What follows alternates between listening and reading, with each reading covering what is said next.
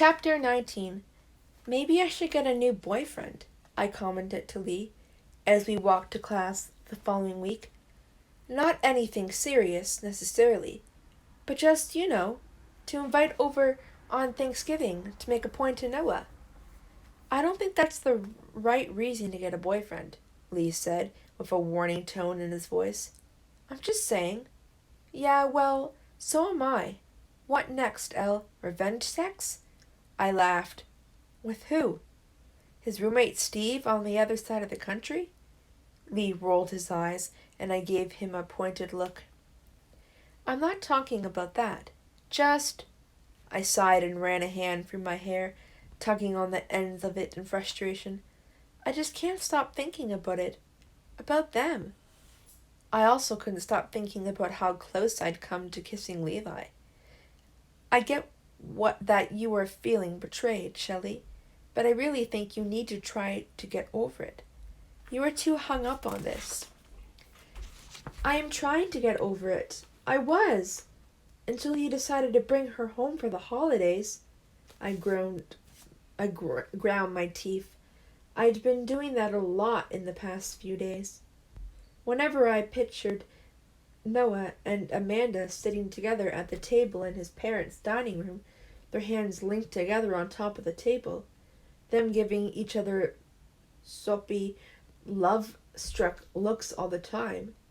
The part I hated most about that picture was how perfectly they seemed to go together. What, like it would have been any easier to see Noah on his own if he's in a relationship with Amanda? I sighed. Well, yeah, it's just, bringing her home for the holidays is pretty serious, right? And it's just making me wonder if maybe they did have something going on while we were still together. One thing I know for sure is that my brother would never cheat on you. I'm not saying he cheated, necessarily, but maybe they were flirting a little, and maybe there was chemistry. And maybe coming home to visit me was just a last-ditch effort to see if we still had chemistry, like they do. Shelley, seriously, you were overthinking this. I waved him off, trying not to let the comment get to me. I knew I was overthinking it. I knew I was getting worked up over something that was probably nothing. I knew I was stressing out way too much about this whole thing. I knew that I shouldn't be letting myself think about Noah this much. But a big part of me was still in love with him, and that was hurting too much to let this go. Levi tried to reassure me a few days later. It won't be so bad on the day, you'll see. He'll walk in with this girl, Amanda, and you'll realize you are not as hurt as you think you are. Seeing them together might help you get over him. But she's perfect, I whined to Levi. I'd convinced Rachel to take a little snoop on Noah's Facebook and Instagram profiles with me the other night. I resisted so far, but now I wanted to look. His relationship status status still said single, but that didn't mean he didn't have anything going on with Amanda. That just meant he hadn't changed his Facebook status.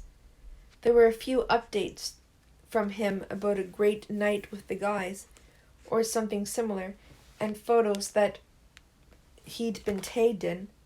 Amanda was in a lot of those photos of him. They weren't kissing in any of them, but they had their arms around each other and they looked coupley. She looked so much better than I did. She looked so grown up, like she could have been a catalog model. Her skin was flawless. Her hair looked good in every single photo on Noah's profile. And even in the photos taken at parties where she had a drink in her hand, there wasn't an unattractive shot of her. Not even with her eyes half closed or her mouth hanging open or anything. It was so unfair. I told Levi so, and he just shrugged. Maybe she's got a really bad personality. Maybe she's really, really boring. I could only hope. I doubted it, though. As November slipped away and Thanksgiving drew closer, I did my best to stop focusing on the whole thing with my ex and his, probably, new girlfriend coming home, and I attacked my college applications with furious passion. I even filled in an application for Brown, partly because I wanted to be with Lee. I did admit to my dad. I also applied to San Diego and a couple of others close by. Once I got one application done, I felt like I could handle more. I still didn't know what I really wanted to do after college, but my dad reassured me I'd figured it out. I convinced Rachel to come out one afternoon, the Sunday before Thanksgiving, to get mani-pedis with me. We hadn't hung out, just the two of us outside of school, and not involving college applications, in a long time. And I needed a girly afternoon before facing Noah and Amanda, I figured. Plus, I'd been trying to keep Levi at a distance. It didn't feel right to be hanging out with him, wondering if there was something between us when I was so preoccupied over Noah. "How are you feeling about it?" Rachel asked me when we sat down to grab a coffee. "Okay," or still stressing out. "Right now I'm okay. If he wants to be a total jackass and do this, then fine, but I'm not going to let him know it's getting to me. Besides, I deserve better than someone who will get over me that fast." "I can't see how he did get over you that fast, though," Rachel said slowly. "I mean, he loved you. A lot. Everyone could see that. I kind of have to agree with Lee. Maybe Noah was telling June the truth, and they are just friends. A friend he's bringing home for a major holiday that you usually spend with your family?" Rachel sighed. "Yeah, but he loved you so much. You can't just get over a relationship like the one you guys had like that. If they are dating, or just hooking up or something, at least you can be pretty sure she's just a rebound. It probably won't last that long, if they are together." "You think?" "Yeah," Rachel said with confidence. But when I glanced over at her expression, she didn't look so sure of herself. "Anyway, enough about me for now. I'm done stressing and being mad. I can totally handle it. I'm going to show him he doesn't have a hold on my heart anymore, even if that's not exactly true. How were things with you and Lee?" Rachel's whole face lit up with a smile, and, despite myself, I felt a pang of jealousy. "So great! I really hope we both get into Brown next year, because it kills me to think I might be away from him. And I hope you get in too, of course. I don't think Lee will be able to function properly if you are not around," she added quickly with a laugh that was a little awkward. "But yeah, it's weird. I feel like it's been way longer than just a few months that we've been together. I feel like I've known him my whole life. And it's like, whenever Lee's around, I forget if I'm upset about anything or stressing out.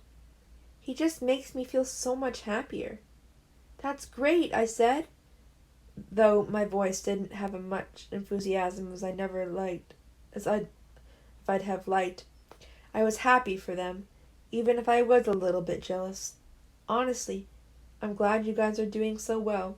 I've never seen Lee happier than when he's with you, or talking about you, or texting you, or thinking about you," I laughed.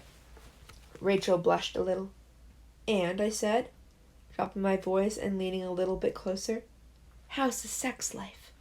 She blushed even brighter, and I laughed. "I'm teasing," I assured her. "You don't have to answer that if you don't want to. I know it's probably weird talking to me about it because of how close I am with Lee." Rachel smiled at me, biting her lip. "I honestly don't know what I was so scared about. Seriously. I thought it was going to be this really big deal, and it just wasn't."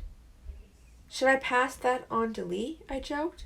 "Oh God, please don't," she giggled. "I just mean it's..."